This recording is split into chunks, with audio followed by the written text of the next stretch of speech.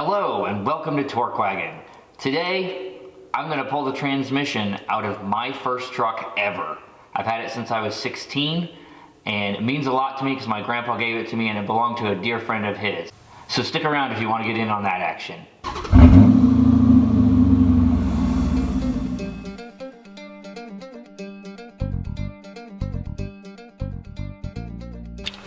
So I've had this truck for almost 25 years. It's been 23 or 24 years that I've had it. My brother and I shared it when we first got our driver's licenses. We're twins, so that's usually what twins get stuck with. You have to share a vehicle. So the reason this truck is so important is because my grandpa had a good friend who was a bit of a shade tree mechanic. His name was Kenny, and he had this truck. He had it for a long time. It was his favorite vehicle, and he needed some money at some point and decided to sell the truck. So my grandpa asked him how much he wanted for it, and then because this is the kind of thing my grandpa does, he gave Kenny what he was asking for the truck and told him to keep the truck. So Kenny drove it for a number of years after that as well. Eventually he did end up selling it when he was older, and that was that.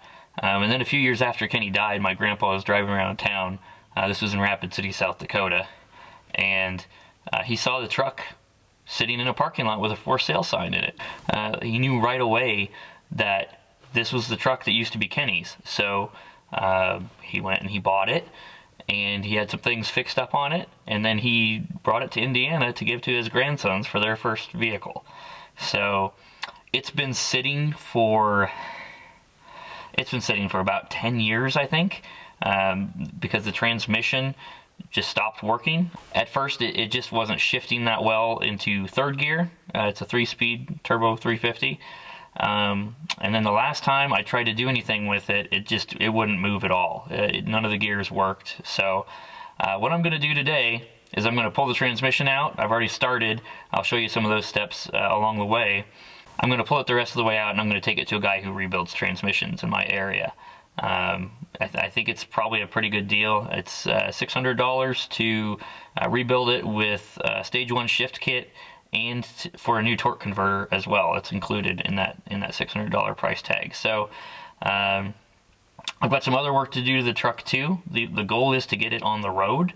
This truck means a lot to me. It means a lot to my grandpa, and I'd like to have it running and driving again. So also I need a truck to take stuff to the dump because we have way too much stuff. We just moved. You might notice I'm in a garage now. This garage is 2/3 full of junk, something like that. So I've got stuff to get rid of. So stick around, we're gonna have some fun. If you enjoy the video today, I'd appreciate it if you'd hit that like button. And also, if you want to follow this project, follow my Suburban projects, see some of my Magnum repairs and some cool product reviews, go ahead and hit that subscribe button and click the bell to get notifications. I appreciate it. Thanks. Okay, so we are under the 71 C10. It's a 2-wheel drive, so I've got it up on jack stands to give it some height because I'm pulling the transmission out and taking it to get it rebuilt. You might have watched my previous video where I pulled the transmission, the TH350 out of my square body Suburban. If you haven't seen that video, you can probably find something in the corner of the screen here somewhere with a link to that. I may not go into as much detail on this one, and the video might not be as good because I've done it before. But here are the basic steps, and maybe I'll put some footage over the top of these to show you what I've been doing on this. But first I removed the drive shaft. This truck has a 2-piece drive shaft with a center support bearing, so I had to remove the bolts from the back of the drive shaft, which were like 3/8, I think. And then I had to remove the center support bearing and pull that whole assembly out. And then I drained the fluid from the transmission In this particular truck, there is a drain plug on the front of the pan, which is really nice. A lot of times on a TH350, you actually have to remove bolts from the bottom of the pan and leave some partially in so you can tilt the pan and drain the fluid that way. I didn't have to do that because I have a drain plug, so I drained the fluid. Then I had to take the dust cover off, had to remove the torque converter bolts, which I almost forgot about. That wouldn't have been fun to get everything else unhooked and then not be able to figure out why I can't tear the transmission away from the engine. But the torque converter bolts, those can be tricky because the flex plate likes to move while you're trying to take those off. On this particular one, it is possible to get a wrench on the other side because it's a nut and a bolt, so that's nice. I was also able to just pry them loose with a breaker bar if I had the flex plate in the right position, so that was nice. Then I had to disconnect the shift linkage, had to take the trans cooler lines off, disconnect the modulator valve, vacuum modulator, unhook the speedo cable, and there's one electrical connection, might be a kickdown or something like that. I'm not actually sure what the electrical connection on this transmission is, so maybe I should look that up. Anyway, I'm getting ready. I've got one trans cooler line that's giving me some problems. It seems to be the fitting is seized a little bit, and the whole line wants to turn when I try to loosen it. So I'm going to work on that a little bit today. Oh, I almost forgot. There's a cross member on this transmission that you have to take out as well, along with the transmission mount bolts. So the cross member on this attaches to the frame on the top and the bottom. It's a C-channel frame, so it goes inside the frame rails, and it attaches to the frame on the top and bottom with a total of 8 bolts, I think. I had trouble with a couple of those. One of them actually broke. One I think was cross-threaded. So I'll probably replace all or some of them. Once you get the bolts out of the cross member, you can take the bolts out of the transmission mount that holds the tail of the transmission onto the cross member. Get the cross member out of the way, and then we can put the transmission on a jack. Get the rest of the bolts, the bolts that hold the bell housing to the engine out, and we should be able to back this transmission out, and that's what I'm going to try to do today. So stay tuned. Now you might have noticed during this video that I'm in a garage, which is not typically where I am. I'm usually on the ground in the street under my cars working on them. My 71 Chevy pickup was always parked at someone else's house. It's been parked at my brother's house for like 5 years. I never had room for it. So I'm not going to go into too much detail about that in this video. Just want to say that my wife and I were blessed to sell our house that we lived in town, and we're able to purchase a place just south of the town we live in. And it's a little bit out in the country, has a couple acres, and has this gigantic detached garage along with an attached garage on the house. So we've been very fortunate, very blessed, and I get to work indoors now. I can leave my tools out if I need to, because I only get an hour or so at a time to work on these things. So it's been a real blessing, and stay tuned for more work under the truck. Alright, before we get the last couple bolts out of the transmission bell housing, we're going to unhook this kick down cable, and it looks like the bracket's held on with a 7/16 bolt. See if I can get my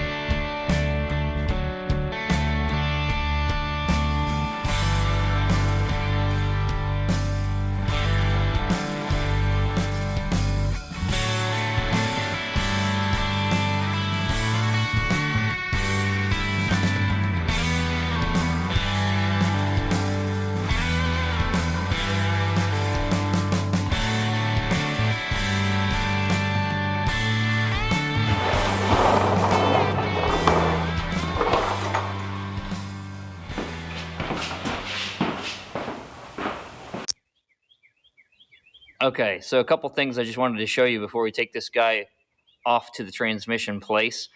I'm having a guy I found on Facebook rebuild it, and he's going to put a new torque converter on and everything too. So we'll see how that goes. But anyway, here's what we're looking at. I've got it out, and I want to show you a few of the last connections that were a little tougher to get. So here we go.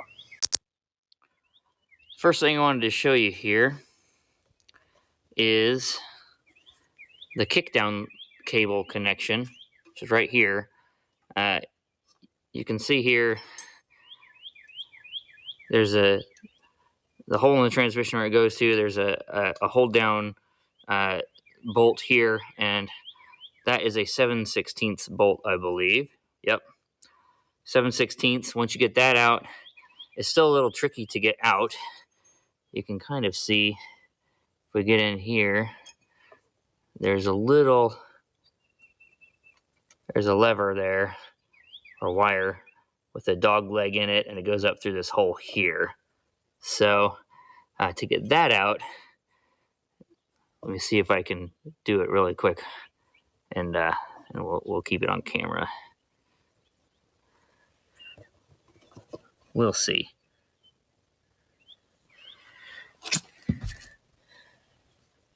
I've also got this disconnected from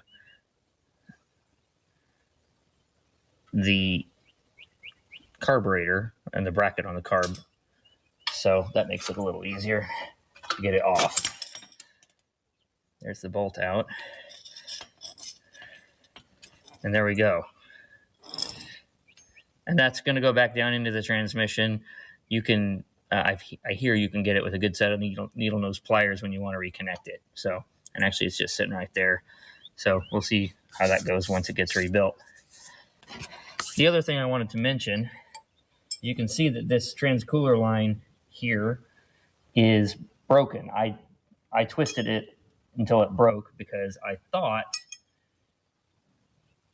that it was, I thought that the line wasn't spinning anymore. I thought it was rusted so that it wouldn't spin, and then I just had to break it to get it undone. I tried heat, I tried penetrating oil, and nothing. When in reality, I had the line wrench on it, if I get the right one, had the 1/2-inch line wrench on it. If I had just gotten in there with a 9/16 wrench on the actual fitting, which is what I eventually did, and then turned it, I would have had it, and it would have been no problem. But now I've got to replace this transmission cooler line, which probably should have been done anyway because it's 50 years old. So there we go. Also, the only thing holding the dipstick in is an O-ring. So if you wiggle it enough and pull up on it, it'll come out. Thought I'd share that as well. Let's take it to the transmission shop.